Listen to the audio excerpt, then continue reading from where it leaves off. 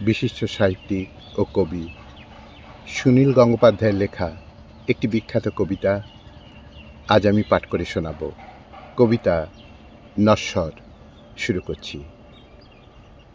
কখনো কখনো মনে হয়, নীরা, তুমি আমার জন্মদিনের চেয়েও দূরে। তুমি পাতাঝরা অরণ্যে একা একা হেঁটে চলো, তোমার মসৃণ পায়ের নিচে পাতা ভাঙার শব্দ। দিগন্তের কাছে মিশে আছে মেষের কাঁধের মতো পাহাড়।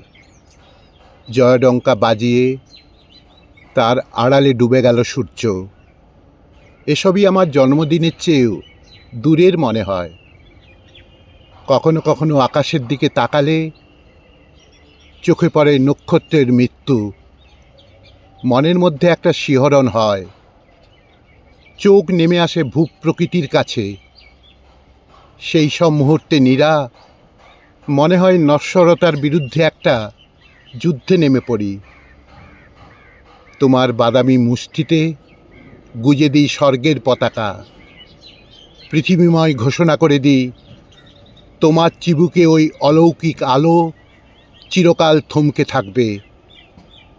তখন বহুদূর পাতা ঝরা অরণ্যে দেখতে পাই তোমার রহস্যময় হাসি। তুমি জানো, সন্ধ্যাবেলার আকাশে খেলা করে সাদা পায়রা। তারাও অন্ধকারে মুছে যায় যেমন চোখের জ্যোতি। এবং পৃথিবীতে এত দুঃখ, মানুষের দুঃখই শুধু তার জন্মকালকে ছাড়িয়ে যায়।